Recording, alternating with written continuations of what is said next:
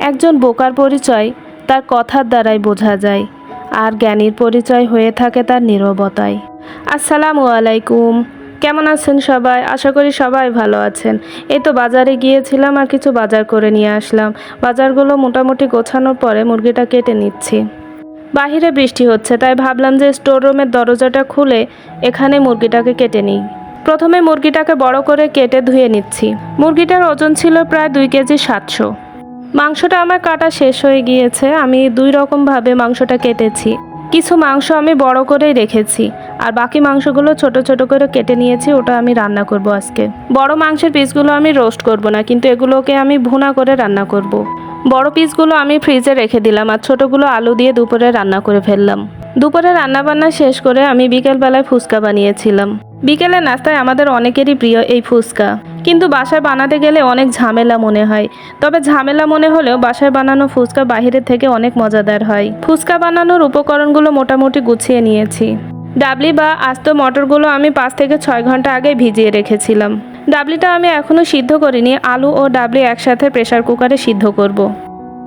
সিদ্ধ করার জন্য আমি প্রেসার কুকারে প্রথমেই পানি দিয়ে নিচ্ছি। পানি দেওয়া হয়ে গেলে ডাল ও আলুটা আমি দিয়ে দিলাম। সিদ্ধ করার সময় চাইলে একটু লবণ ও হলুদও দেওয়া যেতে পারে, কিন্তু আমি এর কোনোটাই দিচ্ছি না। এদিকে আমি তেঁতুলের টকটা রেডি করব। আর টক রেডি করার প্রথমেই লাগবে আমাদের পাকা তেঁতুল। তেঁতুলের সাথে আমি একটু পানি অ্যাড করে নিচ্ছি। পানিটা অ্যাড করে আমি কিছুক্ষণের জন্য তেঁতুলটাকে ভিজিয়ে রাখবো। তেঁতুলটা ভিজিয়ে রাখতে হবে, কারণ কি তেঁতুলটা তো শুকনো থাকে। তেঁতুলটা ভিজিয়ে রাখলে দেখা যায় যে তেঁতুলের যে কাজ সেটা কিন্তু সুন্দরভাবে বের হয়ে আসে। এদিকে আমি কাটাকুটির কাজগুলো সেরে নিচ্ছি। এরই মধ্যে ডালটা সিদ্ধ হয়ে গিয়েছে। আমি চুলা অফ করে রেখেছি, এবং চুলা অফ করে রাখা অবস্থাতেই প্রেসার কুকারের ঢাকনা সহই আমি রেখে দিয়েছি।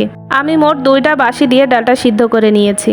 কারো কারো প্রেসার কুকারে এর চেয়ে কম বেশিও লাগতে পারে। কথা বলতে বলতে ধনিয়া পাতা, কাঁচামরিচ, পেঁয়াজ কুচি করা হয়ে গিয়েছে। এখন আমি শসাটা কুচি করে নিচ্ছি। এদিকে তেঁতুলটা যে ভিজিয়ে রেখেছিলাম, সেই তেঁতুলটাকে আমি হাত দিয়ে চটকে বিচিটা ফেলে দিয়েছি। যেহেতু তেঁতুলের কাপটা অনেক ঘন হয়ে আছে, এই জন্য আমি একটু পানি অ্যাড করব। অনেকে টকটা ঘন পছন্দ করে, আবার কেউ পাতলা পছন্দ করে।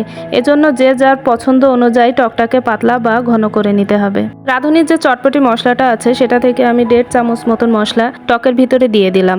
সাথে দিয়ে দিচ্ছি 1 চা চামচ চিলি ফ্লেক্স। স্বাদ অনুযায়ী কাঁচামরিচ, লবণ ও 1 চা চামচ চিনি দিয়ে নিচ্ছি। সব উপকরণগুলো দেয়া হয়ে গেলে সুন্দরভাবে মেশালেই তৈরি হয়ে যাবে মজাদার টক। যেহেতু আমি রেডিমেড ফুচকা ব্যবহার করব, ফুচকাগুলো এখন আমি ভেজে নিচ্ছি। ফুচকাগুলোও অনেক সুন্দর ফুলেছে এবং দেখতেও অনেক সুন্দর লাগছে। ফুচকা বানানোর সব উপকরণগুলোই প্রায় আমার রেডি হয়ে গিয়েছে। এখন শুধু যে ফুচকার যে পুর সেটা আমি রেডি করব। সিদ্ধ ডালটা আমি একটু চামচ দিয়ে চটকিয়ে নিচ্ছি। এটা হাত দিয়েও করা যায়। এই যে দেখুন, ডালটা আমার চটকানো হয়ে গিয়েছে, আর আগেই আমি আলুটা চটকিয়ে নিয়েছিলাম। আর আলুটা আমি ডালের ভিতরে দিয়ে দিচ্ছি। দিয়ে দিচ্ছি পরিমাণ মতন কাঁচামরিচ, আর দিয়ে দিলাম পেঁয়াজ কুচি। দিয়ে দিচ্ছি ধনিয়া পাতা ও চিলি ফ্লেক্স। ঝাল যে যেরকম পছন্দ করে সেইভাবেই দিতে হবে। এখন আমি 3 টেবিল চামচ মতো টক দিয়ে নিব। সাথে দিয়ে দিচ্ছি পরিমাণ মতন লবণ। একে একে সব উপকরণগুলো দেয়া হয়ে গেলে একটি চামচ দিয়ে সুন্দরভাবে মিশিয়ে নিব। তারপর অ্যাড করব 2 চা চামচ রাঁধুনি চটপটি মশলা। পুরটা আমার রেডি হয়ে গিয়েছে। এখন শুধু ডেকোরেশনের পালা। ফুচকাটা সামান্য ভেঙে তার ভিতরে পুর দিতে হবে, এবং উপর দিকে ছড়িয়ে দিন শসা কুচি, ধনিয়া পাতা কুচি, কাঁচা মরিচ কুচি, গ্রেট করে রাখা সিদ্ধ ডিম। আজকের এই ভিডিওটা আপনাদের কেমন লাগলো অবশ্যই কমেন্টে জানাবেন। ভালো লাগলে অবশ্যই লাইক দিতে ভুলবেন না। আল্লাহ হাফেজ।